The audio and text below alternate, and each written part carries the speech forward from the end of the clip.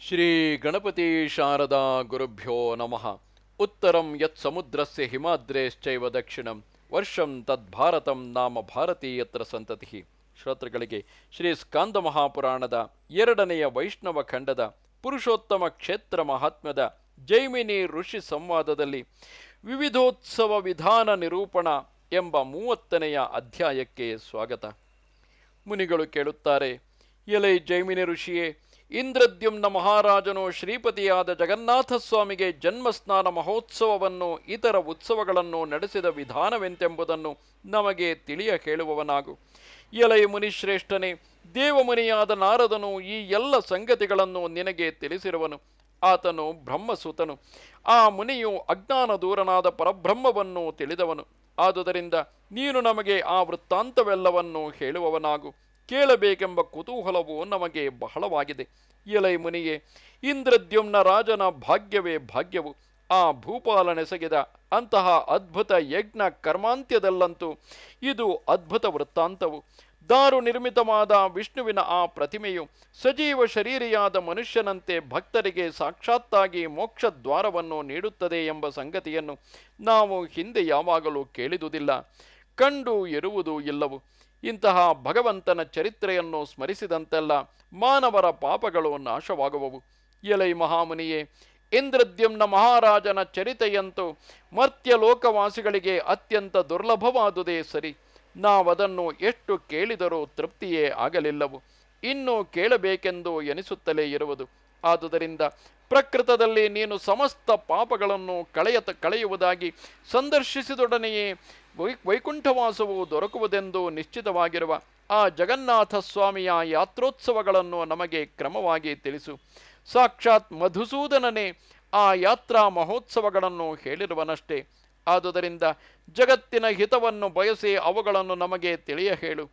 ಜೈಮಿನಿಯು ಹೇಳುತ್ತಾನೆ, ಎಲೈ ಮುನಿಗಳಿರ, ಈಗ ನಿಮಗೆ ಜ್ಯೇಷ್ಠ ಸ್ನಾನ ಮಹೋತ್ಸವ ವಿಧಾನವನ್ನು ಹೇಳುತ್ತೇನೆ, ಆಲಿಸಿರಿ.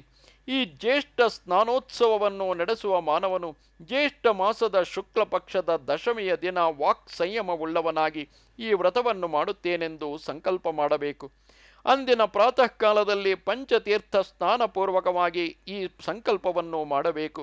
ಮಾರ್ಕಂಡೇಯ ಸರೋವರಕ್ಕೆ ಹೋಗಿ ಶ್ರೀಶಂಕರನನ್ನು ನಮಸ್ಕರಿಸಿ ಕೈಗಳನ್ನು ಜೋಡಿಸಿಕೊಂಡು ಈ ರೀತಿ ಪ್ರಾರ್ಥಿಸತಕ್ಕದು. ಮಹಾಭಯಂಕರನು ಮಹಾಕಾಯನು ಪ್ರಳಯಾಗ್ನಿಗೆ ಸಮಾನನು ಆದ ಎಲೈ ಭೈರವ ಸ್ವಾಮಿಯೇ, ನಿನಗೆ ನಮಸ್ಕಾರವನ್ನೆಸಗುವೆನು. ನನಗೆ ಈ ತೀರ್ಥದಲ್ಲಿ ಸ್ನಾನ ಮಾಡಲು ಅನುಜ್ಞೆಯನ್ನು ನೀಡು. ಇಂತು ಪ್ರಾರ್ಥಿಸಿಕೊಂಡ ತರುವಾಯ ವೇದೋಕ್ತವಾದ ವರುಣ ದೇವತಾಕವಾದ 5 ಮಂತ್ರಗಳನ್ನು ಹೇಳಿಕೊಂಡು ಅಥವಾ ಅಘಮರ್ಷಣ ಸೂಕ್ತವನ್ನು 3 ಆವರ್ತಿ ಪಠಿಸುತ್ತಲೋ ಆ ತೀರ್ಥದಲ್ಲಿ ಸ್ನಾನವನ್ನು ಮಾಡಬೇಕು. ಹೀಗೆ ಸ್ನಾನವನ್ನೆಸಗಿದ ತರುವಾಯ ಕಡೆಯಲ್ಲಿ ಈ ಮುಂದೆ ಹೇಳುವ ಮಂತ್ರವನ್ನು ಹೇಳಿಕೊಂಡು ವಿಧಿವತ್ತಾಗಿ ಮತ್ತೊಮ್ಮೆ ಸ್ನಾನ ಮಾಡಬೇಕು. ಎಲೈ ಶಿವನೇ, ಶಾಂತಮೂರ್ತಿಯು ಸಮಸ್ತ ಪಾಪಗಳನ್ನು ಪರಿಹರಿಸುವವನು ಆದ ಓ ಸ್ವಾಮಿಯೇ, ಈ ತೀರ್ಥದಲ್ಲಿ ಸ್ನಾನ ಮಾಡುವೆನು. ದೇವೇಶ್ವರ, ನನ್ನ ಪಾತಕಗಳು ನಾಶವಾಗಲಿ. ಭಗನೇತ್ರ ರಾಕ್ಷಸನನ್ನು ಸಂಹರಿಸಿದವನು, ತ್ರಿಪುರಾಸುರನನ್ನು ಧ್ವಂಸಗೈದವನು ಆದ ಎಲೈ ಪರಮೇಶ್ವರನೇ, ಸಂಸಾರ ಸಾಗರದಲ್ಲಿ ಮುಳುಗಿ ಪಾಪಗಳು ಕವಿದು ಜ್ಞಾನವೇ ಇಲ್ಲದಿರುವ ನನ್ನನ್ನು ಕಾಪಾಡು. ಇದೋ ನಿನ್ನನ್ನು ನಮಸ್ಕರಿಸುವೆನು. ಎಲೈ ವಿಪ್ರರೇ, ಈ ಪ್ರಕಾರವಾಗಿ ಸ್ನಾನ ಮಾಡಿದ ಬಳಿಕ ಹೊರಗೆ ಬಂದು ಮಡಿಯುಟ್ಟು ತ್ರಿಪುಂಡವನ್ನು ಧರಿಸಿ ವಿದ್ಯುಕ್ತ ರೀತಿಯಲ್ಲಿ ದೇವ ಋಷಿ ಪಿತೃಗಳಿಗೆ ತರ್ಪಣ ಕೊಡಬೇಕು. ಆಮೇಲೆ ಶಿವಾಲಯವನ್ನು ಪ್ರವೇಶಿಸಿ ಅಲ್ಲಿ ಈ ಮುಂದೆ ಹೇಳುವ ಮಂತ್ರವನ್ನು ಪುರಶ್ಚರಣೆ ಮಾಡುತ್ತಾ ಧರ್ಮಸ್ವರೂಪವನಾದ ವೃಷಭವನ್ನು ಸ್ಪರ್ಶ ಮಾಡಬೇಕು. ಇದರಿಂದ ಸಮಸ್ತ ಯಜ್ಞಗಳ ಫಲವು ಲಭಿಸುತ್ತದೆ. ಸುವರ್ಣ ಶೃಂಗ ವಿರಾಜಿತನು ವೇದಮಯ ಶರೀರನು ಆದ ಎಲೈ ಗೋಪತಿಯೇ, ನೀನು ಸಾಕ್ಷಾತ್ ಚತುಷ್ಪಾತ್ ಧರ್ಮದ ಸ್ವರೂಪವೇ ಆಗಿರುವೆ. ಯಜ್ಞ ಸ್ವರೂಪಿಯೇ ನೀನಾಗಿರುವೆ. ಪರಮೇಶ್ವರನ ವಾಹನವಾಗಿರುವೆ. ಇದೋ ನಿನಗೆ ಮಣಿಯುವೆನು. ಹೀಗೆ ಪ್ರಾರ್ಥನೆ ಮಾಡಿದ ಬಳಿಕ ಅಘೋರ ಮಂತ್ರದಿಂದ ವೃಷಭ ವಾಹನನಾದ ಶಂಕರನನ್ನು ಪೂಜಿಸಿ ಪಂಚಬ್ರಹ್ಮ ಮಂತ್ರಗಳಿಂದ ಆ ಉತ್ತಮ ಲಿಂಗವನ್ನು ಸ್ಪರ್ಶಿಸಬೇಕು. ಕೈಯ ಹೆಬ್ಬೆರಳಿನಿಂದ ಶಿವಲಿಂಗವನ್ನು, ಮುಷ್ಟಿಯಿಂದ ಶಕ್ತಿಯನ್ನು ಸ್ಪರ್ಶ ಮಾಡತಕ್ಕದು. ಇಂತು ವಿಧಿವತ್ತಾಗಿ ಆ ಪುರವೈರಿಯನ್ನು ಪೂಜಿಸಿ ಸ್ತುತಿಸಿದುದಾದರೆ ದಶಾಶ್ವಮೇಧ ಯಾಗದ ಫಲವನ್ನು ಪಡೆಯುತ್ತಾನೆ. ಮಾರ್ಕಂಡೇಯ ವಟದಲ್ಲಿ ಸ್ನಾನಗೈದು ಶಿವದರ್ಶನ ಮಾಡಿದುದಾದರೆ ರಾಜಸೂಯ ಅಶ್ವಮೇಧ ಯಾಗಗಳ ಫಲವನ್ನು ಸಂಪೂರ್ಣವಾಗಿ ಪಡೆಯುತ್ತಾನೆ. ಕಡೆಗೆ ದಿವ್ಯ ಜ್ಞಾನವನ್ನು ಪಡೆದು ದೇಹಾವಸಾನವಾದ ಬಳಿಕ ಶಿವನ ಸಾಲೋಕ್ಯವನ್ನು ಪಡೆಯುವನು. ಅಯ್ಯ ಮುನಿಗಳಿರ, ಈ ಪ್ರಕಾರ ಆಚರಣೆ ಮಾಡಿದ ಮಾನವನು ಶ್ರೀ ಜಗನ್ನಾಥನ ಅನುಗ್ರಹದಿಂದ ಕ್ರಮವಾಗಿ ಮುಕ್ತಿಯನ್ನು ಪಡೆಯುವನು. ಈ ರೀತಿ ಮಾರ್ಕಂಡೇಯ ವಟಸ್ನಾನ, ಶಿವ ಸಂದರ್ಶನಗಳಾದ ತರುವಾಯ ವೃತಿಯಾದವನು ಮೌನವನ್ನು ಆಶ್ರಯಿಸಿದವನಾಗಿ ಶ್ರೀಮನ್ನಾರಾಯಣನ ಬಳಿಗೈದಬೇಕು. ಮೊದಲು ಆ ದೇವನ ದಕ್ಷಿಣ ದಿಶೆಯಲ್ಲಿರುವ ವಿಷ್ಣು ಸ್ವರೂಪವು ಉತ್ತಮವೂ ಆದ ನೆಗ್ರೋಧ ವೃಕ್ಷವನ್ನು ದರ್ಶನ ಮಾಡಬೇಕು. ಆ ವೃಕ್ಷವಾದರೂ ದರ್ಶನ ಮಾತ್ರದಿಂದಲೇ ಪಾಪರಾಶಿಗಳನ್ನು ಕಳೆಯುವುದಾಗಿರುವುದು. ಎಲೈ ಮುನಿಗಳಿರ, ಆ ನೆಗ್ರೋಧ ವೃಕ್ಷವನ್ನು ನೋಡಿ ಪುರುಷೋತ್ತಮನನ್ನು ಸ್ಮರಿಸಿ ಧ್ಯಾನಿಸುತ್ತಾ ದೂರದಿಂದಲೇ ನಮಸ್ಕರಿಸಬೇಕು. ತರುವಾಯ ಈ ಮುಂದೆ ಹೇಳುವ ಮಂತ್ರವನ್ನು ಹೇಳಿಕೊಂಡು ಅದಕ್ಕೆ ಪ್ರದಕ್ಷಿಣ ನಮಸ್ಕಾರವನ್ನು ಮಾಡತಕ್ಕದು. ಎಲೆ ನೆಗ್ರೋಧ ಕಲ್ಪವೃಕ್ಷವೇ, ನೀನು ಅಮರನಾಗಿರುವೆ. ನೀನು ಸರ್ವವ್ಯಾಪಿಯಾದ ಶ್ರೀಮನ್ನಾರಾಯಣ ಮೂರ್ತಿಯ ಮಹತ್ತರವಾದ ಆಲಯವಾಗಿರುವೆ. ಎಲೈ ವಿಷ್ಣು ರೂಪ ನೆಗ್ರೋಧ ವೃಕ್ಷವೇ, ನಿನಗಿದೋ ನಮಸ್ಕಾರವು. ನನ್ನ ಪಾಪವನ್ನು ನಿವಾರಣೆ ಮಾಡು. ಅವ್ಯಕ್ತವಾದ ರೂಪವುಳ್ಳದ್ದಾಗಿ ಮಹಾಪ್ರಳಯ ಸಮಯದಲ್ಲಿಯೂ ಕಟ್ಟ ಕದಲದೆ ನೆಲೆಯಾಗಿರುವುದಾಗಿ ಜಗತ್ತಿಗೆಲ್ಲ ಒಂದೇ ಆಶ್ರಯವುಳ್ಳದ್ದಾಗಿರುವ ಓ ಕಲ್ಪವೃಕ್ಷವೇ, ನಿನಗೆ ನಮೋ ನಮಃ. ಇಂತು ಸ್ತುತಿಸಿದ ಬಳಿಕ ವ್ರತಿಯು ಆ ವೃಕ್ಷದ ಬುಡದಲ್ಲಿ ಕುಳಿತು ಭಕ್ತಿಪೂರ್ವಕವಾಗಿ ಜನಾರ್ದನ ಮಂತ್ರವನ್ನು ಜಪಿಸತಕ್ಕದು. ಇದರಿಂದ ಮಾನವನು 1,000,000 ಜನ್ಮಗಳಲ್ಲಿ ಅನುಸರಿಸಿ ಬಂದ ಪಾಪಗಳಿಂದ ವಿಮುಕ್ತನಾಗುವನು. ಅಯ್ಯ ವಿಪ್ರರೇ, ಆ ನೆಗ್ರೋಧ ವೃಕ್ಷದ ನೆರಳನ್ನು ನೆಮ್ಮಿದ ಮಾತ್ರದಿಂದಲೇ ಮಾನವನು ನಿಷ್ಪಾಪನಾಗುತ್ತಾನೆ. ಇದಾದ ಬಳಿಕ ಆ ವೃಕ್ಷದ ಸಮೀಪದಲ್ಲಿಯೇ ಇರುವ ಶ್ರೀಮನ್ನಾರಾಯಣ ಮೂರ್ತಿಯ ವಾಹನ ರೂಪನಾದ ಸುಪರ್ಣ ಅಂದರೆ ಗರುಡದೇವನನ್ನು ಸಂದರ್ಶಿಸಿ ನಮಿಸಬೇಕು. ಆ ಸ್ವಾಮಿಯ ಮುಂಗಡೆ ನಿಂತು ಭಕ್ತಿ ನಮ್ರನು ಕೃತಾಂಜಲಿ ಪುಟನೂ ಆಗಿ ಪ್ರಸನ್ನವಾದ ಮನಸ್ಸಿನಿಂದ ಇಂತು ಸ್ತುತಿಸಿ ನಮಸ್ಕರಿಸಬೇಕು. ಎಲೈ ವೇದಮಯನೇ, ಜಗತ್ತೇ ಭವನವಾಗುಳ್ಳವನು, ಯಾನ ರೂಪನು, 3 ಸುರುಳಿಯ ಮೈಯುಳ್ಳವನು, ಯಜ್ಞ ಸ್ವರೂಪನು, ಜಗತ್ತನ್ನು ವ್ಯಾಪಿಸಿರುವವನು, ಸತತವೂ ಸಂತುಷ್ಟನೂ ತೃಪ್ತನೂ ಆಗಿರುವವನು ಆದ ನಿನಗೆ ನಮಸ್ಕಾರವು. ಹೀಗೆ ಗರುಡನನ್ನು ಸ್ತುತಿಸಿದುದಾದರೆ ಅನೇಕ ಜನ್ಮಗಳಿಂದ ಬಂದ ಪಾಪಗಳಿಂದ ಮಾನವನು ಬಿಡುಗಡೆ ಹೊಂದುತ್ತಾನೆ. ಈ ಪ್ರಕಾರವಾಗಿ ವಾಕ್ಕು ಮನಸ್ಸು ಕರ್ಮಗಳ ನಿಯಮವುಳ್ಳವನಾಗಿ ಶ್ರೀಮನ್ನಾರಾಯಣನನ್ನೇ ಧ್ಯಾನಿಸುತ್ತಾ ದೇವಾಲಯವನ್ನು ಪ್ರವೇಶ ಮಾಡಿ 3 ಆವರ್ತಿ ಪ್ರದಕ್ಷಿಣೆಯನ್ನೆಸಗಬೇಕು. ಬಳಿಕ ಸ್ವಾಮಿಯ ಸನ್ನಿಧಿಗೆ ಹೋಗಿ ಮಂತ್ರರಾಜದಿಂದಲೋ ಪುರುಷ ಸೂಕ್ತದಿಂದಲೋ ಅಥವಾ ದ್ವಾದಶಾಕ್ಷರ ಮಂತ್ರದಿಂದಲೋ ತನಗೆ ಅಭಿರುಚಿಯಿದ್ದಂತೆ ಸ್ವಾಮಿಯನ್ನು ಪೂಜಿಸಬೇಕು. ಎಲೈ ದ್ವಿಜರೇ, ಶ್ರೀ ಜಗನ್ನಾಥ ಸ್ವಾಮಿಯ ಪೂಜೆಗೆ ಬ್ರಾಹ್ಮಣ ಕ್ಷತ್ರಿಯ ವೈಶ್ಯರೆಲ್ಲರೂ ಅಧಿಕಾರಿಗಳೇ. ತದಿತರರು ಆ ಪ್ರಭುವಿನಲ್ಲಿ ಭಕ್ತಿ ಸಂಪನ್ನರಾಗಿ ಆತನ ದಿವ್ಯ ನಾಮಗಳನ್ನು ಹೇಳಿಕೊಂಡು ದರ್ಶನ ಮಾಡಬೇಕು.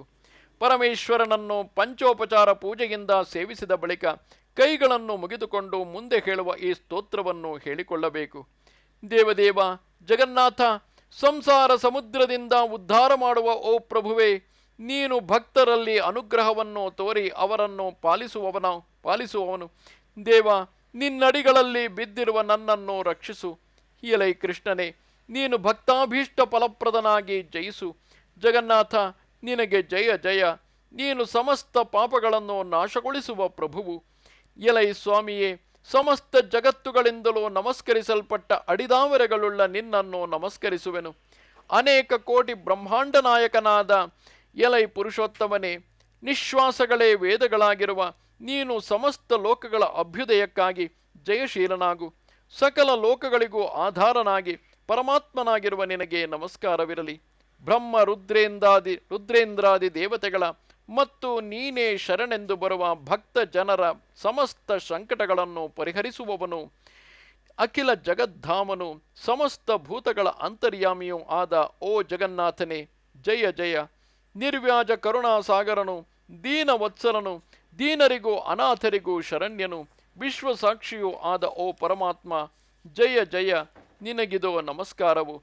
ಮೋಹವೆಂಬ ಸುಳಿಯೊಡಗೂಡಿ ದಾಟಲಸದಳವಾಗಿ ಅರಿಷಡ್ವರ್ಗಗಳೆಂಬ ಅಲೆಗಳಿಂದೊಪ್ಪಿ ದುಷ್ಕರ್ಮಗಳೆಂಬ ಮೊಸಳೆಗಳು ತುಂಬಿ ಭಯಂಕರವಾಗಿ ಯಾವೊಂದು ಆಶ್ರಯವೂ ಇಲ್ಲದೆ ನಿರಾಲಂಬವೂ ನಿಸ್ಸಾರವೂ ಆಗಿ ದುಃಖವೆಂಬ ನೊರೆಯುಳ್ಳದ್ದಾಗಿರುವ ಸಂಸಾರವೆಂಬ ಸಾಗರದ ಜಲದಲ್ಲಿ ನಿನ್ನ ಮಾಯೆಯೆಂಬ ಹಗ್ಗಗಳಿಂದ ಬಂಧಿತನಾಗಿ ಪ್ರಜ್ಞೆ ತಪ್ಪಿ ಬಿದ್ದಿರುವ ನನ್ನನ್ನು ದೇವೇಶ್ವರನು ಮಹಾನುಗ್ರಹವನ್ನು ಪ್ರಕಟಗೊಳಿಸುವ ಪ್ರಭುವು ಆದ ನೀನು ಕೃಪಾವಲೋಕನಗಳಿಂದ ನೋಡಿ ಕಾಪಾಡು.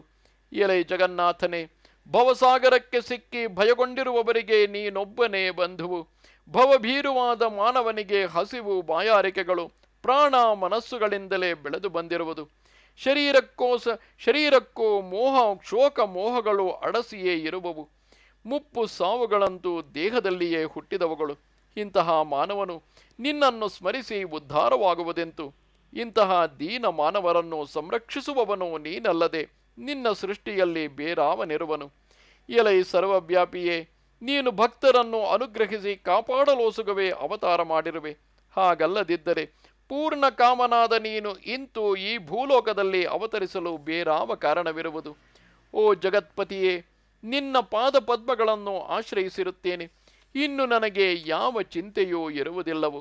ದೇವ, ನಿನ್ನ ಚರಣ ಕಮಲವು ಧರ್ಮಾದಿ ಚತುರ್ವಿಧ ಪುರುಷಾರ್ಥಗಳಿಗೆ ಸಾಧನವಾದುದಲ್ಲವೇ? ಎಲೈ ಜಗನ್ನಾಥ ಸ್ವಾಮಿಯೇ, ನಿನ್ನ ಸಂದರ್ಶನವು ಸಮಸ್ತ ಜನರಿಗೂ ಸಕಲಾಭೀಷ್ಟಗಳನ್ನು ದಯಗೈಯುವುದಾಗಿರುವುದು.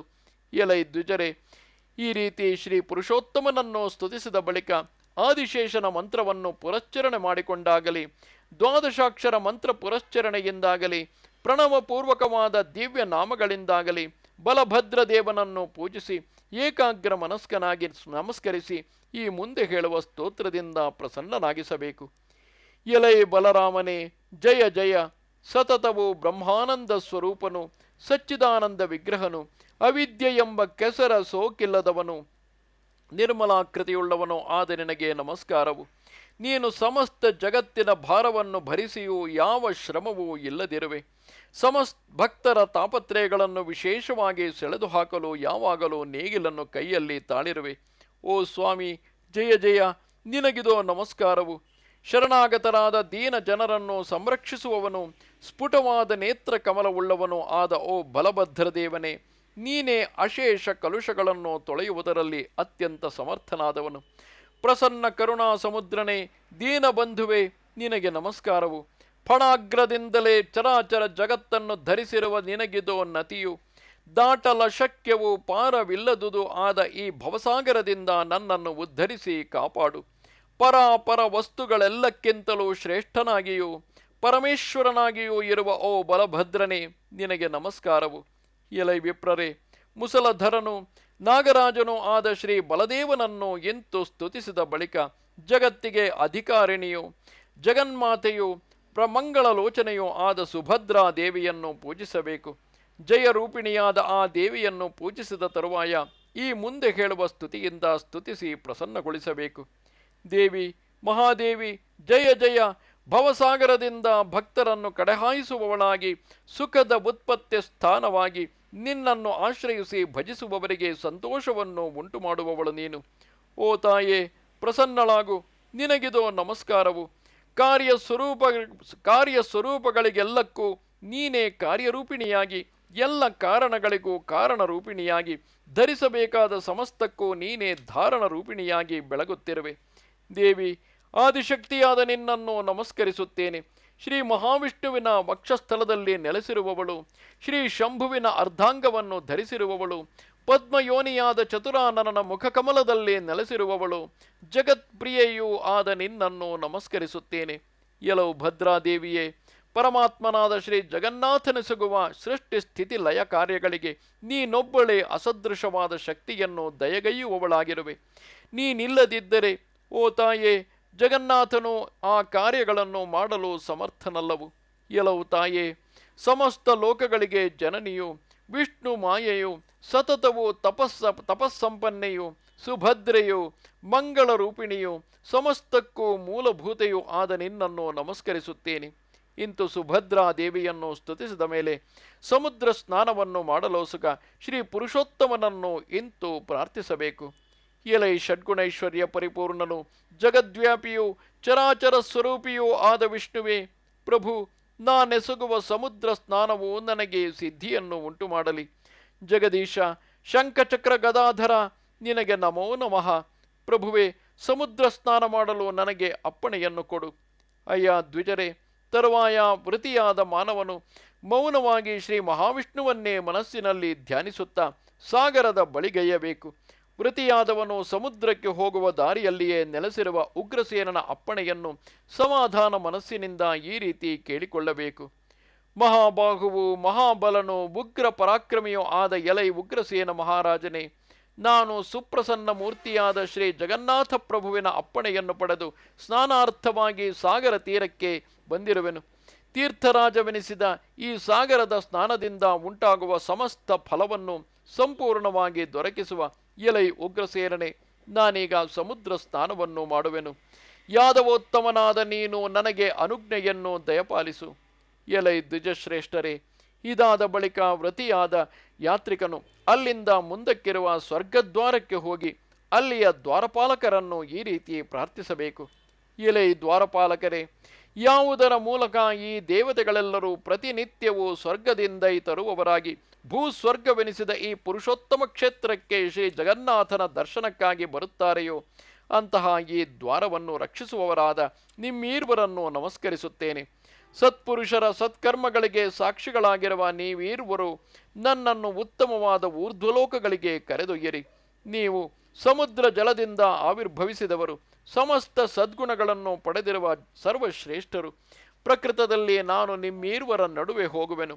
ನನ್ನ ಮೇಲೆ ದಯೆ ಇಟ್ಟು ಸ್ವರ್ಗದ ಬಾಗಿಲನ್ನು ತೆರೆಯಿರಿ.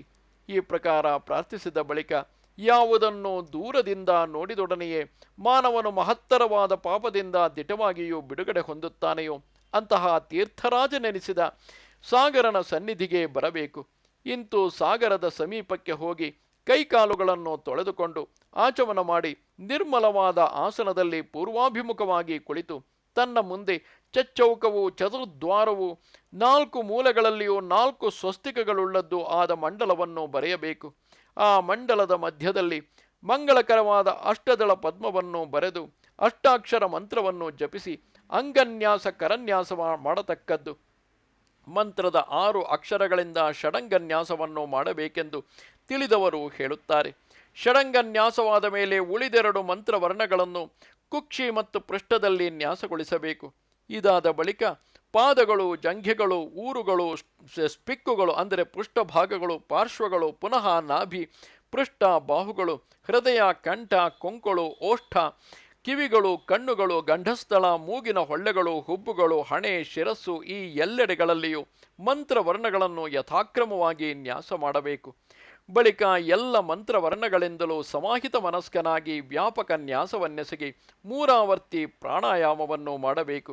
ತರುವಾಯ 25 ಸಲ ಮೂಲ ಮಂತ್ರವನ್ನು ಪುರಶ್ಚರಣೆ ಮಾಡಿ ಸಮಸ್ತ ಪಾಪಗಳನ್ನು ನಿವಾರಣೆ ಮಾಡುವ ದಿವ್ಯ ಕವಚವನ್ನಿಂತು ಕಟ್ಟಬೇಕು.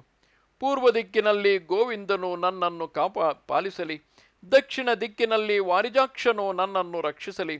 ಪ್ರದ್ಯುಮ್ನನು ಪಶ್ಚಿಮದಲ್ಲಿಯೂ, ಹೃಷಿಕೇಶನು ಉತ್ತರದಲ್ಲಿಯೂ, ಆಗ್ನೇಯದಲ್ಲಿ ನರಸಿಂಹನು, ನೈಋತ್ಯದಲ್ಲಿ ಮಧುಸೂದನನು ನನ್ನನ್ನು ಕಾಪಾಡಲಿ. ವಾಯವ್ಯದಲ್ಲಿ ಶ್ರೀಧರನು, ಈಶಾನ್ಯದಲ್ಲಿ ಗದಾಧರನು, ಊರ್ಧ್ವದಲ್ಲಿ ತ್ರಿವಿಕ್ರಮನು, ಅಧೋಭಾಗದಲ್ಲಿ ವರಾಹರೂಪಿಯು ರಕ್ಷಿಸಲಿ. ಶಂಖಚಕ್ರ ಗದಾಧರನಾದ ಸ್ವಾಮಿಯು ನನ್ನನ್ನು ಎಲ್ಲೆಡೆಯೂ ರಕ್ಷಿಸಲಿ. ಶ್ರೀಮನ್ನಾರಾಯಣನು ನನ್ನ ಮನಸ್ಸನ್ನು ಕಾಯಲಿ. ಚೈತನ್ಯವನ್ನು ಗರುಡ ಧ್ವಜನು ಸಲಹಲಿ. ಸತ್ವ, ರಜಸ್ಸು, ತಮಸ್ಸುಗಳೆಂಬ 3 ಗುಣಗಳನ್ನು ಒಳಗೊಂಡಿರುವ ಜನಾರ್ದನನು ನನ್ನ ಬುದ್ಧಿ ಮತ್ತು ಅಹಂಕಾರಗಳನ್ನು, ದೈತ್ಯ ಸಮೂಹವನ್ನು ಕುಟ್ಟಿ ಕೆಡವಿದ ಭಗವಂತನು ನನ್ನ ಇಂದ್ರಿಯಗಳನ್ನು ಕಾಪಾಡಲಿ. ಎಲೈ ವಿಪ್ರರೇ, ಈ ರೀತಿಯಾದ ಕವಚವನ್ನು ತೊಟ್ಟುದಾದರೆ ಮಾನವನು ಪಾಪರಹಿತನಾಗುತ್ತಾನೆ. ಆ ಬಳಿಕ ಮಾನಸಿಕವಾದ ಕಲ್ಪನೆ ಮಾಡಿದ ಷೋಡಶೋಪಚಾರ ಪೂಜೆಯನ್ನು ಆ ಪರಮಾತ್ಮನಿಗೆ ಎಸಗಬೇಕು. ತರುವಾಯ ಹಿಂದೆ ನಿರೂಪಿಸಿದ ಮಂಡಲದಲ್ಲಿ ಅನಾಮಯನೂ ದೇವದೇವನೂ ಆದ ಜಗನ್ನಾಥ ಸ್ವಾಮಿಯನ್ನು ಯಥಾಶಾಸ್ತ್ರವಾಗಿ ಆವಾಹನೆ ಮಾಡಿ ಪೂಜಿಸಬೇಕು. ಈ ರೀತಿ ವಿದ್ಯುಕ್ತವಾಗಿಯೂ ಯಥಾಶಕ್ತಿಯಾಗಿಯೂ ಆ ಪರಮಾತ್ಮನನ್ನು ಪೂಜಿಸಿದ ಮೇಲೆ ತನ್ನನ್ನು, ತೀರ್ಥರಾಜವಾದ ಸಾಗರವನ್ನು, ದೇವದೇವನಾದ ಜಗನ್ನಾಥನನ್ನು ಧ್ಯಾನಿಸಿ ಬದ್ಧಾಂಜಲಿ ಪುಟನಾಗಿ ಈ ಮಂತ್ರವನ್ನು ಹೇಳಬೇಕು. ಎಲೈ ಸುದರ್ಶನ ಮೂರ್ತಿಯೇ, ಕೋಟಿ ಸೂರ್ಯರಿಗೆ ಸಮಾನವಾದ ಪ್ರಭೆಯುಳ್ಳ ನಿನಗಿದೋ ನಮಸ್ಕಾರವು. ಅಜ್ಞಾನವೆಂಬ ಕತ್ತಲೆಯಿಂದ ಕುರುಡಾಗಿ ದಾರಿಗಾಣದಿರುವ ನನಗೆ ಶ್ರೀ ಮಹಾವಿಷ್ಣುವಿರುವ ಪದವಿಗೆ ಮಾರ್ಗವನ್ನು ತೋರುವವನಾಗು. ಎಲೈ ವಿಪ್ರರೇ, ಈ ಪ್ರಕಾರವಾಗಿ ಪ್ರಾರ್ಥಿಸಿ ತೀರ್ಥರಾಜವಾದ ಸಾಗರದ ಜಲದ ಬಳಿಗೆ ಹೋಗಿ ಮೊಣಕಾಲುಗಳನ್ನೂರಿ ಭಕ್ತಿಭಾವಪೂರಿತನಾಗಿ ನಮಸ್ಕರಿಸಬೇಕು. ಎಲೈ ತೀರ್ಥರಾಜನೇ, ಜಲರೂಪನಾದ ವಿಷ್ಣುವೇ, ಜಗತ್ತಿನಲ್ಲಿರುವ ಸಮಸ್ತ ಜಂತುಗಳಿಗೂ ಜೀವನಾಧಾರನಾಗಿರುವವನು, ನೈಜಾನಂದ ಮೂಲ ಕಾರಣನಾಗಿರುವವನು ಆದ ನಿನ್ನನ್ನು ನಮಸ್ಕರಿಸುವೆನು. ಎಲೈ ಸಮುದ್ರರಾಜನೇ, ನಿನ್ನ ಉದ್ಭವ ಕಾರಣವಾದವನೇ ಅಗ್ನಿಯು. ನಿನ್ನ ದೇಹದಿಂದಲೇ ಈ ಭೂಮಂಡಲವು ಆವಿರ್ಭವಿಸಿತು. ನೀನು ಈ ಪ್ರಪಂಚಕ್ಕೆ ತಂದೆಯಾಗಿರುವೆ. ಅಮೃತ ಸ್ವರೂಪನಾದ ಶ್ರೀಮನ್ನಾರಾಯಣನ ನಾಭಿಯೇ ನೀನಾಗಿರುವೆ. ಇಂತಹ ಅನನ್ಯ ಹೇತುವು ಕೇವಲ ಆನಂದ ಸಂಪನ್ನವೂ ಆಗಿರುವ ಸ್ವರೂಪವನ್ನು ತಾಳಿ ಬೆಳಗುತ್ತಿರುವ ನಿನ್ನ ಬಳಿಗೈದುತ್ತೇನೆ. ಎಲೈ ವಿಪ್ರರೇ, ಈ ಮಂತ್ರವನ್ನು ಪಠಿಸುತ್ತಾ ನೀರಿನ ನಡುವೆಗೆ ಇಳಿದು ಹೋಗಿ ಶ್ರೀ ಜಗನ್ನಾಥನನ್ನು ಭಾವಿಸುತ್ತಾ ಆ ತೀರ್ಥರಾಜನನ್ನು ಆವಾಹನೆ ಮಾಡಬೇಕು. ವ್ರತಿಯಾದವನು ತಾನೆಸಗುವ ಸ್ನಾನಕ್ಕೆ ಫಲವನ್ನು ನೀಡಲೋಸುಗವೇ ತನ್ನ ಮುಂಗಡೆ ವಿರಾಜಿಸುತ್ತಿರುವ ಆ ಜಲಾಧೀಶ್ವರನನ್ನು ನಾರಾಯಣ ಮಂತ್ರ ಸಹಿತವಾದ ಅಘಮರ್ಷಣ ಸೂಕ್ತದಿಂದಲೂ ಪಂಚವರುಣ ಮಂತ್ರಗಳಿಂದಲೂ ಆವಾಹಿಸತಕ್ಕದು. ಅಭಿಷೇಚನ ವಿಷಯದಲ್ಲಿ ವಾಹನಾದಿಗಳು ಷಡಂಗಗಳು ಆವಾಹನ ವಿಧಾನವನ್ನು ಹಿಂದೆಯೇ ಹೇಳಿಯಾಗಿದೆ. ಈಗ ಸನ್ನಿಧಾನ ಕಲ್ಪನೆಯನ್ನು ಹೇಳುವೆನು. ಸ್ನಾನ ಮಾಡುವ ವ್ರತಿಯು ಇಷ್ಟಫಲ ಪ್ರಾಪ್ತಿಗಾಗಿ ಸಾನ್ನಿಧ್ಯವನ್ನು ಕಲ್ಪಿಸಿಕೊಳ್ಳಬೇಕು. ಅಂತಃಶುದ್ಧಿಗೋಸುಗ ಅಭಿಮಂತ್ರಿತವಾದ ಜಲವನ್ನು ಕುಡಿದು ಆಚಮನ ಮಾಡಬೇಕು. ಬಾಹ್ಯಾವಯವ ಶುದ್ಧಿಗೋಸುಗ ಕುಶೋದಕದಿಂದ ಪ್ರೋಕ್ಷಣೆ ಮಾಡಿಕೊಳ್ಳಬೇಕು. ಅಂತರ್ಬಹಿಶುದ್ಧಿಗಳಿಗೋಸ್ಕರ ಮಂತ್ರಪೂರಿತವಾದ ನೀರಿನಿಂದ 3 ಬೊಗಸೆಗಳನ್ನು ಶಿರಸ್ಸಿನಲ್ಲಿ ಪ್ರೋಕ್ಷಿಸಿಕೊಳ್ಳತಕ್ಕದು. ಸಮುದ್ರ ಜಲದಲ್ಲಿ ನಿಂತು ಜಪವನ್ನು ಮಾಡಕೂಡದು. ಬಳಿಕ ಅಘನಾಶನನಾದ ಶ್ರೀ ಜಗನ್ನಾಥನನ್ನು ಧ್ಯಾನಿಸಿ ಕೋಟಿ ಜನ್ಮಗಳಲ್ಲಿ ತಾನು ಮಾಡಿದ ಪಾಪಗಳೆಲ್ಲವೂ ಈ ಸಮುದ್ರ ಜಲದಲ್ಲಿ ತೊಳೆದು ಹೋಯಿತೆಂದು ಭಾವಿಸಿ 3 ಆವರ್ತಿ ಸ್ನಾನ ಮಾಡಬೇಕು. ತರುವಾಯ ಮೇಲಕ್ಕೆದ್ದು ಈ ಮಂತ್ರವನ್ನು ವಿದ್ಯುಕ್ತವಾಗಿ ಉಚ್ಚರಿಸುತ್ತಾ ಸಾಗರ ರಾಜನನ್ನು ಪ್ರಾರ್ಥಿಸಬೇಕು. ಎಲೈ ಸ್ವಾಮಿಯೇ, ಜಗತ್ತಿಗೆಲ್ಲ ನೀನೇ ಅಗ್ನಿಸ್ವರೂಪನು, ನೀನೇ ತಂದೆಯು, ಸಮಸ್ತರಿಗೂ ಬಯಕೆಗಳನ್ನು ಬೆಳಗಿಸುವವನು ನೀನೇ. ಪೃಥಿವ್ಯಾದಿ ಪಂಚಭೂತಗಳಲ್ಲಿ ನೀನೇ ಪ್ರಧಾನವಾದ ಭೂತ ಸ್ವರೂಪನಾಗಿರುವೆ. ಎಲೈ ಅವ್ಯಯನೇ, ನೀನೇ ಸಮಸ್ತ ಜೀವಿಗಳಿಗೂ ಪ್ರಭುವು. ಎಲೈ ಅಪಾಂಪತಿಯೇ ಅಂದರೆ ಸರಿತ್ಪತಿಯೇ, ನೀನೇ ಅಮೃತಕ್ಕೆ ಉತ್ಪತ್ತಿ ಸ್ಥಾನವಾಗಿರುವವನು. ಅಂತೆಯೇ ದೇವತೆಗಳೆಲ್ಲರಿಗೂ ಕಾರಣನೂ ಆಗಿರುವೆ. ಓ ತೀರ್ಥರಾಜ, ನಿನಗಿದೋ ನಮಸ್ಕಾರವು. ನಾನು ಸಹಸ್ರ ಕೋಟಿ ಜನ್ಮಗಳಲ್ಲಿ ಸಂಪಾದಿಸಿರುವ ಸಮಸ್ತ ಪಾಪಗಳನ್ನು ಪರಿಹರಿಸಿ ಕಾಪಾಡು. ಸ್ವಾಮಿ, ಆ ನನ್ನ ಪಾಪಗಳೆಲ್ಲವೂ ಅಳಿದು ಹೋಗಲಿ. ನನಗೆ ಶಾಶ್ವತ ಬ್ರಹ್ಮಭಾವವನ್ನು ದಯಪಾಲಿಸು. ಇಂತು ಮಂತ್ರಪೂರ್ವಕವಾಗಿ ಪ್ರಾರ್ಥಿಸಿದ ಬಳಿಕ ತೀರಕ್ಕೆ ಬಂದು ವಾಕ್ ಸಂಯಮವುಳ್ಳವನಾಗಿ ಆಚಮನ ಮಾಡಿ ಶುಭ್ರ ವಸ್ತ್ರಗಳನ್ನುಟ್ಟು ಉಜ್ವಲಾಕಾರವಾದ ಪುಂಡ್ರಗಳನ್ನು, ಶಂಖ ಚಕ್ರ ಗದಾ ಪದ್ಮ ತಿಲಕಾದಿ ಚಿಹ್ನೆಗಳನ್ನು ಭಕ್ತಿಯಿಂದ ಧಾರಣೆ ಮಾಡಬೇಕು. ಬಳಿಕ ದೇವತೆಗಳನ್ನು ಪಿತೃದೇವತೆಗಳನ್ನು ವಿಧಿಪೂರ್ವಕವಾಗಿ ಭಗವದ್ಬುದ್ಧಿಯಿಂದ ಭಾವಿಸಿ ಅನನ್ಯ ಮನಸ್ಕನಾಗಿ ಶಾಸ್ತ್ರೋಕ್ತ ವಿಧಾನವನ್ನು ಅನುಸರಿಸಿ ತರ್ಪಣದ ಮೂಲಕ ತೃಪ್ತಿಗೊಳಿಸಬೇಕು. ಇದಾದ ಬಳಿಕ ಮೊದಲಿನಂತೆಯೇ ಉತ್ತರ ದಿಕ್ಕಿಗೆ ಅಭಿಮುಖನಾಗಿ ಕುಳಿತು ಮಂಡಲವನ್ನು ಬರೆದು ಮೂಲ ಮಂತ್ರದಿಂದಲೂ ಈ ಮುಂದೆ ಹೇಳುವ ಮಂತ್ರಗಳಿಂದಲೂ ಭಕ್ತಿಭರಿತನಾಗಿ ಚತುರ್ಬಾಹು ಸಮನ್ವಿತನು, ಶಂಖಚಕ್ರ ಗದಾಧರನು, ಭೂದೇವಿ ಶ್ರೀದೇವಿಯರೊಡಗೂಡಿರುವವನು ಆದ ಶ್ರೀ ಜಗನ್ನಾಥನಾದ ಶ್ರೀಮನ್ನಾರಾಯಣ ಮೂರ್ತಿಯನ್ನಾಗಲಿ ಅಥವಾ ಆತನೋರ್ವರನ್ನೇ ಆಗಲಿ ಧ್ಯಾನ ಮಾಡಿ ಅಂತರ್ಯಾಗದಿಂದ ಅಂದರೆ ಮಾನಸ ಪೂಜೆಯಿಂದ ಸುಪ್ರೀತನಾದ ಆತನನ್ನು ಹೊರಗೆ ಮಂಡಲದಲ್ಲಿ ಆವಾಹಿಸಬೇಕು. ಎಲೈ ಪರಮಾನಂದ ಸ್ವರೂಪನು, ಜಗದ್ವ್ಯಾಪಿಯೂ ಜಗದ್ರೂಪನೂ ಆದ ಶ್ರೀಮನ್ನಾರಾಯಣನೇ, ದೇವೇಶ್ವರ, ಭಕ್ತನಾದ ನನ್ನನ್ನು ಅನುಗ್ರಹಿಸಲೋಸುಗ ಈ ಮಂಡಲದಲ್ಲಿ ಸನ್ನಿಧಿ ಮಾಡುವವನಾಗು. ಇದು ಆಹ್ವಾನ ಮಂತ್ರವು. ಎಲೈ ಸ್ವಾಮಿಯೇ, ಚರಾಚರಾತ್ಮಕವಾದ ಈ ಜಗತ್ತೇ ನಿನ್ನಲ್ಲಿ ಪ್ರತಿಷ್ಠಿತವಾಗಿರುವುದು. ಇಂತಹ ಜಗತ್ತಿನಲ್ಲಿ ನೀನೇ ಅಂತರ್ಯಾಮಿಯಾಗಿರುವೆ. ಅಂತಹ ನಿನಗೆ ಆಸನವನ್ನು ಕಲ್ಪಿಸುವೆನು, ಸ್ವೀಕರಿಸು. ಇದು ಆಸನ ಮಂತ್ರವು. ಯಾವ ನಿನ್ನ ಪಾದಾಂಬುಜವು ಬ್ರಹ್ಮರೂಪವಾದ ಧರ್ಮ ಅಂದರೆ ಆ ಜಲದಿಂದ ತೊಳೆಯಲ್ಪಟ್ಟುದಾಗಲು ಅದರಿಂದ ಉದ್ಭವಿಸಿದ ಗಂಗಾ ನದಿಯು ಜಗತ್ತನ್ನೇ ಪಾವನಗೊಳಿಸುತ್ತಿರುವುದು, ಆ ನಿನಗೆ ಇದೋ ಪಾದ್ಯವನ್ನು ಕೊಡುವೆನು. ಇದು ಪಾದ್ಯ ಸಮರ್ಪಣ ಮಂತ್ರವು. ಎಲೈ ಜಗನ್ನಾಥನೇ, ಯಾವ ನಿನ್ನ ಪಾದಪದ್ಮವನ್ನು ಬ್ರಹ್ಮಾದಿ ದೇವತೆಗಳು ಅನುದಿನವೂ ಧ್ಯಾನಿಸುತ್ತಿರುವರೋ ಅಂತಹ ಜಗದಾಧಾರನಾಗಿ ಜಗತ್ತೇ ಭವನವಾಗಿರುವ ಅನರ್ಘ್ಯವಾದ ನಿನಗಿದು ಅರ್ಘ್ಯವನ್ನು ನೀಡುವೆನು. ಇದು ಅರ್ಘ್ಯ ಸಮರ್ಪಣ ಮಂತ್ರವು. ಅಗಸ್ತ್ಯ ರೂಪದಿಂದ ನೀನು ಈ ಸಾಗರದ ಜಲವೆಲ್ಲವನ್ನು ಆಚಮನ ಮಾಡಿದೆಯೋ ಆ ನಿನಗೆ ನಾನು ಸುಗಂಧಪೂರಿತವಾದ ಈ ಜಲವನ್ನು ಆಚಮನಕ್ಕಾಗಿ ಒಪ್ಪಿಸುತ್ತೇನೆ. ಇದು ಆಚಮನ ಸಮರ್ಪಣ ಮಂತ್ರವು. ಯಾವ ನೀನು ಜಲರೂಪಿಯಾದ ಮಧುವೆಂಬ ಅಸುರನೊಡನೆ ಸಂಪರ್ಕವನ್ನು ಪಡೆದು ಅವನನ್ನು ಧ್ವಂಸಗೊಳಿಸಿದೆಯೋ ಅಂತಹ ಸಮಸ್ತ ಪಾಪ ಪರಿಹಾರಕನಾದ ಓ ಪ್ರಭುವೆ, ನಿನಗಿದು ಮಧುಪರ್ಕವನ್ನು ಕೊಡುತ್ತೇನೆ. ಇದು ಮಧುಪರ್ಕ ಸಮರ್ಪಣ ಮಂತ್ರವು. ಯಾವ ನಿನ್ನ ವರಾಹ ರೂಪವನ್ನು ತಾಳಿ ಪ್ರಳಯ ಸಮುದ್ರದಲ್ಲಿ ಮುಳುಗಿದ್ದ ಈ ಭೂಮಿಯನ್ನು ಉದ್ಧಾರ ಮಾಡಿದೆಯೋ ಆ ನಿನಗೆ ಈ ಜಲದಿಂದ ಸ್ನಾನ ಮಾಡಿಸುವೆನು. ಇದು ಸ್ನಾನ ಸಮರ್ಪಣ ಮಂತ್ರವು. ಬ್ರಹ್ಮಾಂಡ ಕೋಟಿಗಳು ವಿಶ್ವರೂಪನಾದ ಯಾವ ನಿನಗೆ ಹೊದಿಕೆಯಾಗಿರುವವೋ ಆತನಿಗೆ ಮಂಗಳಕರವಾದ ಈ ವಸ್ತ್ರದ್ವಯವನ್ನು ಸಮರ್ಪಿಸುವೆನು. ಇದು ವಸ್ತ್ರಯುಗ ಸಮರ್ಪಣ ಮಂತ್ರವು. ಯಾವಾತನನ್ನುಳಿದು ಯಜ್ಞವನ್ನು ಮಾಡಿದರೂ ಅದು ದಿಟವಾಗಿಯೂ ಅಕೃತವೇ ಆಗುತ್ತದೆಯೋ ಅಂತಹ ಯಜ್ಞೇಶ್ವರನಾದ ಓ ಸ್ವಾಮಿಯೇ, ನಿನಗಿದು ಯಜ್ಞೋಪವೀತವನ್ನು ಸಮರ್ಪಿಸುವೆನು. ಇದು ಯಜ್ಞೋಪವೀತ ಸಮರ್ಪಣ ಮಂತ್ರವು.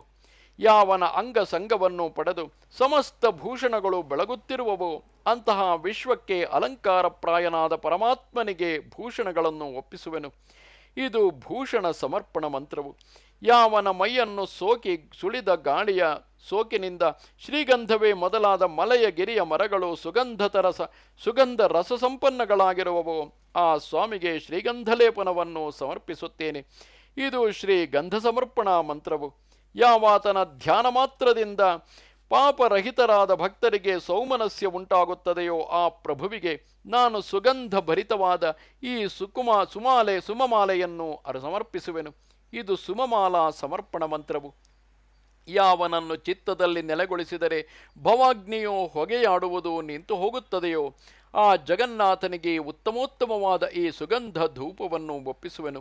ಇದು ಧೂಪ ಸಮರ್ಪಣ ಮಂತ್ರವು. ಸತತವು ಬೆಳಗುತ್ತಿರುವ ಯಾವ ಪ್ರಭುವಿನ ತೇಜಸ್ಸಿನಿಂದ ಈ ಸಮಸ್ತ ಜಗತ್ತು ಬೆಳಗಿಸಲಾಗಿರುವುದೋ ಅಂತಹ ದೀಪ ಪ್ರದೀಪಕನಾದ ಜಗದ್ದೀಪಕ ಸ್ವಾಮಿಗೆ ಈ ಸೊಡರ ದೀಪವನ್ನು ಸಮರ್ಪಿಸುವೆನು. ಇದು ದೀಪ ಸಮರ್ಪಣಾ ಮಂತ್ರವು.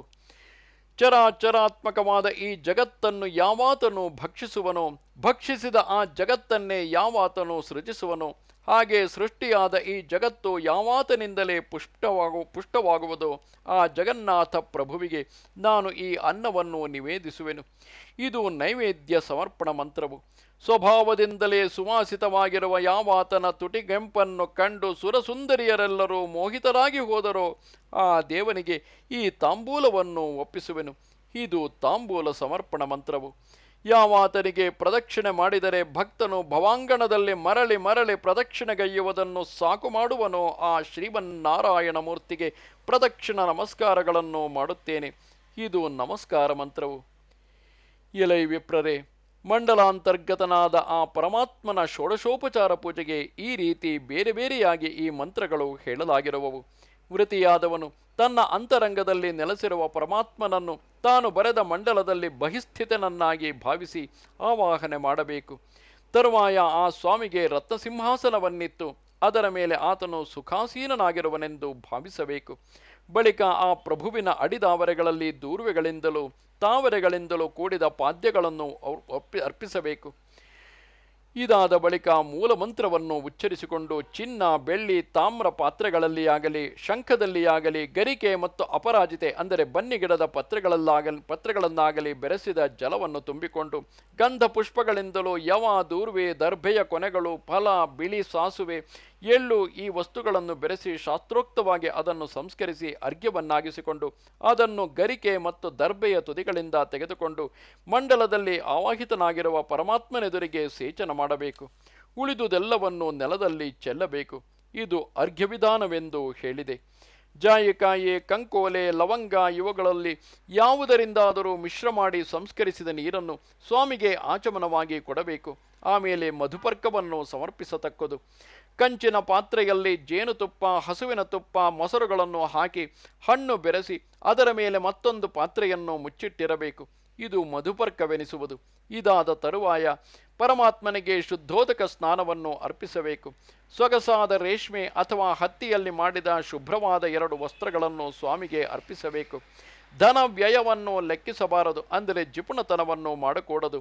ಹಾರ, ಬಾಹುಜಿಗೆ, ಕಿರೀಟ, ಗ್ರೈವೇಕ ಮುಂತಾದ ಆಭರಣಗಳನ್ನು ಶಕ್ತ್ಯಾನುಸಾರ ಆಯಾ ಸ್ಥಾನಗಳಿಗೆ ಉಚಿತವಾಗಿ ಪರಮಾತ್ಮನಿಗೆ ಸಮರ್ಪಿಸಬೇಕು. ಇದಾದ ತರುವಾಯ ರೇಷ್ಮೆ ಅಥವಾ ಹತ್ತಿಯ ನೂಲಿಂದ ಮಾಡಿ ಗಂಧ ಚಂದನಗಳಿಂದ ಸಂಸ್ಕೃತವಾದ ಯಜ್ಞೋಪವೀತವನ್ನು ಅರ್ಪಿಸಬೇಕು. ಆಮೇಲೆ ಚಂದನ, ಕಸ್ತೂರಿ, ಕುಂಕುಮ, ಕೇಸರಿಗಳಿಂದ ಮಾಡಿದ ದಿವ್ಯ ಗಂಧಾನುಲೇಪನವನ್ನು ಒಪ್ಪಿಸಬೇಕು.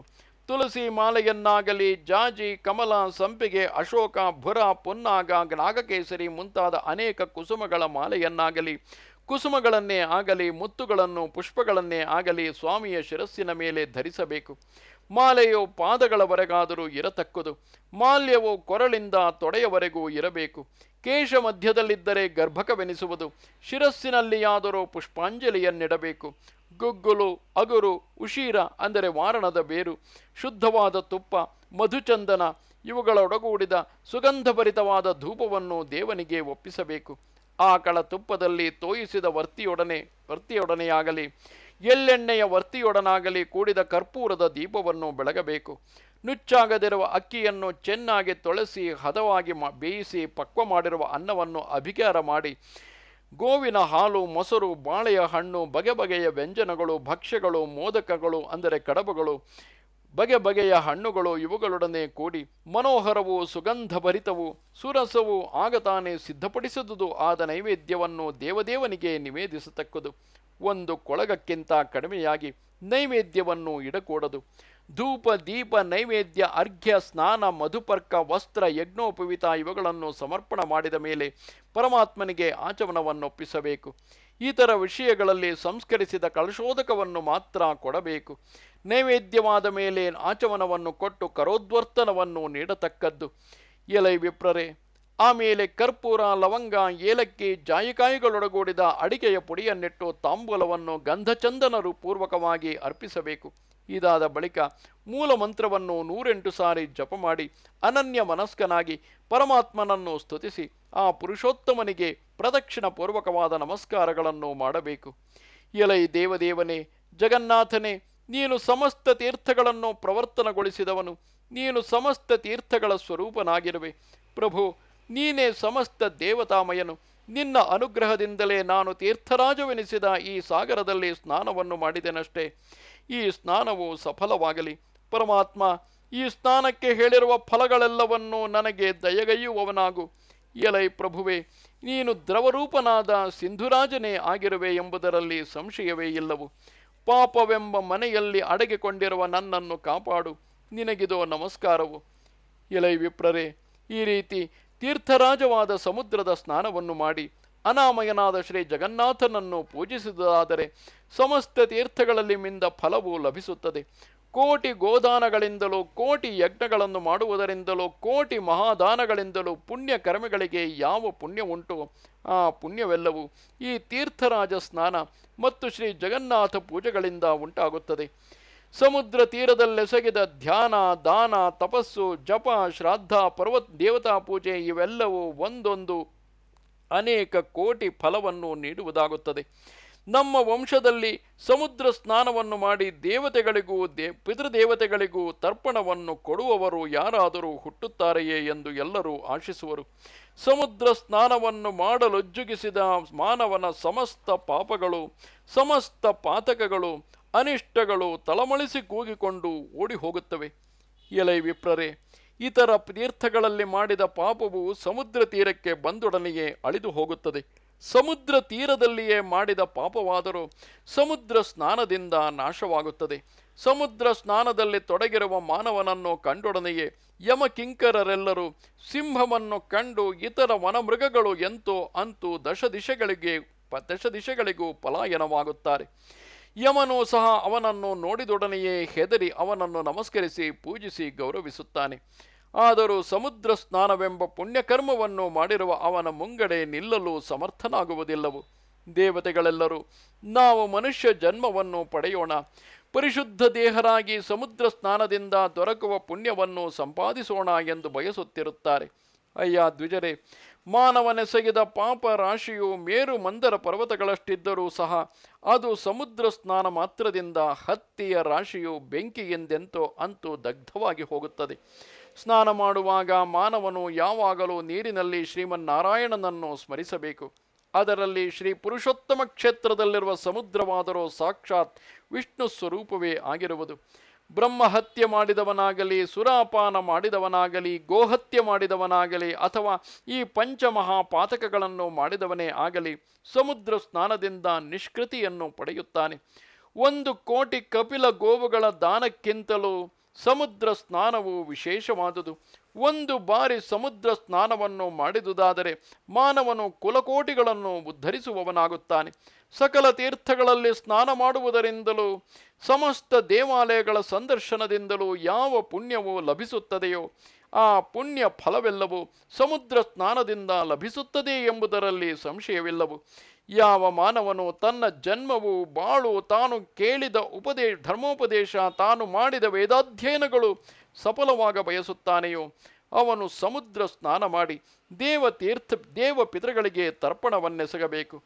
ಅಯ್ಯ ವಿಪ್ರರೇ, ಲೋಕದಲ್ಲಿ ಷಡಂಗ ಸಹಿತವೂ ಪದಕ್ರಮಯುತವೂ ಆದ 4 ವೇದಗಳು ಸುಲಭವಾದವು. ಕುರುಕ್ಷೇತ್ರಕ್ಕೆ ಹೋಗಿ ವಿವಿಧ ದಾನಗಳನ್ನು ಮಾಡುವುದು ಸುಲಭವು. ಚಾಂದ್ರಾಯಣಗಳು, ಕೃಚ್ಛ್ರಗಳು, ತಪಸ್ಸುಗಳು ಸುಲಭವಾದವು. ಅಗ್ನಿಷ್ಟೋಮವೇ ಮೊದಲಾದ ಬಹುದಕ್ಷಿಣ ಸಹಿತವಾದ ಯಜ್ಞಗಳು ಸುಲಭವಾದವು. ಆದರೆ ಸಮುದ್ರ ಸ್ನಾನ ಮತ್ತು ಸಮುದ್ರೋದಕದಿಂದ ಪಿತೃತರ್ಪಣ ಇವು ಮಾತ್ರ ದುರ್ಲಭವು. 1 ತಿಂಗಳ ತರ್ಪಣ ಮಾತ್ರದಿಂದಲೂ ಪಿಂಡದಾನದಿಂದಲೂ ಪಿತೃದೇವತೆಗಳೆಲ್ಲರೂ ಸಂತುಷ್ಟರಾಗಿ ಸೂರ್ಯನಿಗೆ ಸಮಾನವಾದ ಕಾಂತಿಯುಳ್ಳ ವಿಮಾನಗಳನ್ನೇರಿ ಒಡನೆಯೇ ಸನಾತನವಾದ ಬ್ರಹ್ಮಲೋಕವನ್ನು ಸೇರುತ್ತಾರೆ.